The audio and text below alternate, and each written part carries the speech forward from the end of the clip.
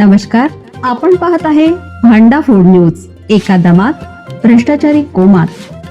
Social media, कर्जबाजारी, गुन्हेगारी, सट्टेबाजी, चोरी, मटका, जुगार, दारू, सावकारशाही, न्यायाच्या प्रतीक्षेत प्रशासन.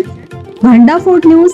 एका दमात भ्रष्टाचारी कोमात. पश्चिम महाराष्ट्रात बैलगाड्यांचा थरार, 82 गाड्यांचा सहभाग. कोल्हापूरच्या सतेज ऋतू शर्यतीत कोण जिंकणार? ट्रॅक्टर. नेरली तालुका करवीर येथे बेंदूर सण व माजी आमदार ऋतुराज पाटील यांच्या वाढदिवसानिमित्त आज झालेल्या सतेज ऋतू बैलगाडी शर्यतीत लिंगणूर तालुका मिरज जिल्हा सांगली येथील अजिंक्य कोपार्डेकर यांच्या बैलगाडीने प्रथम क्रमांक पटकावत मानाचा ट्रॅक्टर जिंकला आहे.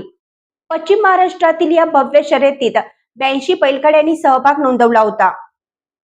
शर्यतीचा थरार पाहण्यासाठी आमदार सतेज पाटील, माजी आमदार ऋतुराज पाटील यांच्यासह प्रमुख मान्यवर उपस्थित होते. सकाळपासूनच शर्यती पाहण्यासाठी शौकीनांनी नेरलीच्या माळावर गर्दी केली होती.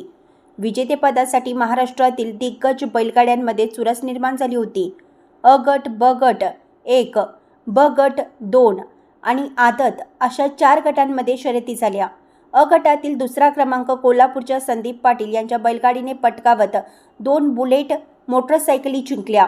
तिसरा क्रमांक कुर्डू तालुका करवीर येथील शिवाजी पाटील यांच्या बैलगाडीने पटकावला. त्यांनी 2 मोटरसायकलीचे बक्षीस पटकावले. गट ब 2 मधील विजेते. या गटातील प्रथम क्रमांक सांगलीच्या नामदेव बापू यांच्या बैलगाडीने पटकावला. त्यांना मोटरसायकल व निशाण बक्षीस देण्यात आलं. द्वितीय क्रमांक दानोळी तालुका शिरोळ येथील अमर शिंदे यांच्या बैलगाडीने पटकावला. त्यांनाही मोटरसायकल व निशाण देण्यात आले. तृतीय क्रमांक कोल्हापूरच्या संदीप पाटील यांनी पटकावला. त्यांना मोटरसायकल व निशाण बक्षीस देण्यात आलं.